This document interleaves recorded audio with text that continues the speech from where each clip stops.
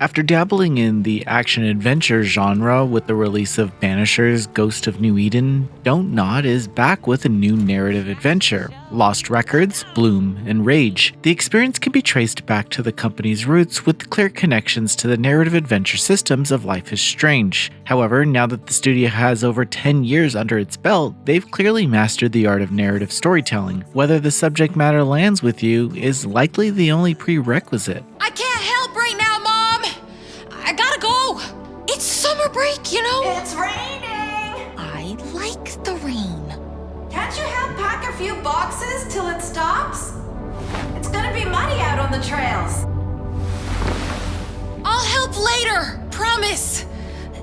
Was a lie. Lost Records, Bloom, and Rage is set in the present day where a group of friends reunite 27 years later to reflect on a night from the summer of 1995. This meeting was scheduled around the time of an incident, but they promised never to speak about the events until this day. As to the character Swan, players recount the events of that fateful summer where a group of friends experienced something they'll never forget. The setup is coded in 90s flair, as Swan deals with being a huge nerd who finds herself joining with a group of cool punk girl rockers. I don't imagine the writers thought they were being overly creative with this premise, but the characters are each at least a little interesting. You have Nora, Autumn, and Kat. During a short preview demo, I was able to play through the game's opening and meet the characters as they prepared for their evening. While developer Don't Nod understands character and world building based on their previous titles, I feel like they've always struggled with nailing down the teen angst dialogue. The characters just seem so extra in their personalities, but it does fit the 90s aesthetic, given that this was a time when everyone was just slightly eccentric.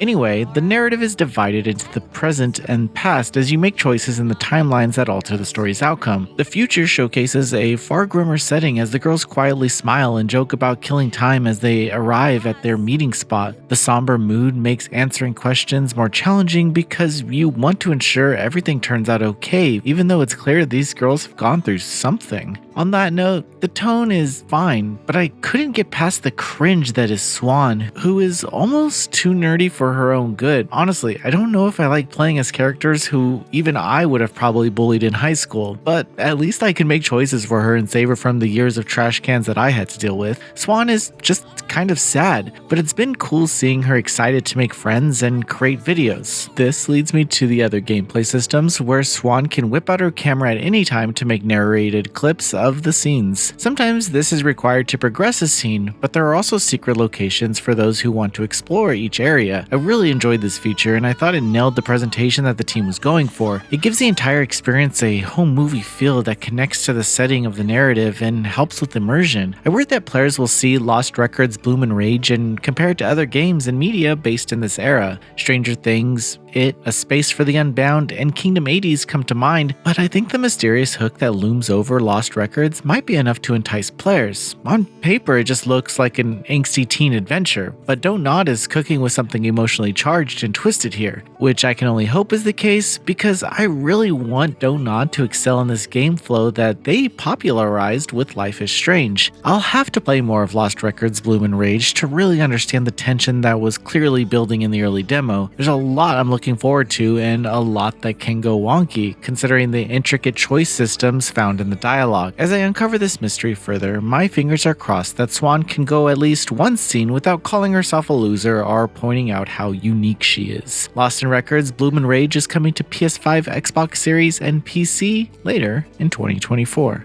Thanks for watching. This video is brought to you by our supporters on Patreon. Noisy Pixel is run by a group of gamers providing independent gaming coverage through news, reviews, previews, and more. Check out our Patreon to help support our continued growth, and subscribe to keep up with all our feature content.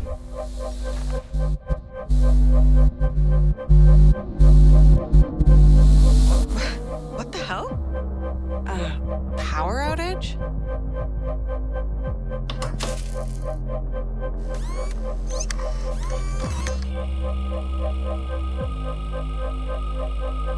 Guys, it's last night. I forgot I filmed this.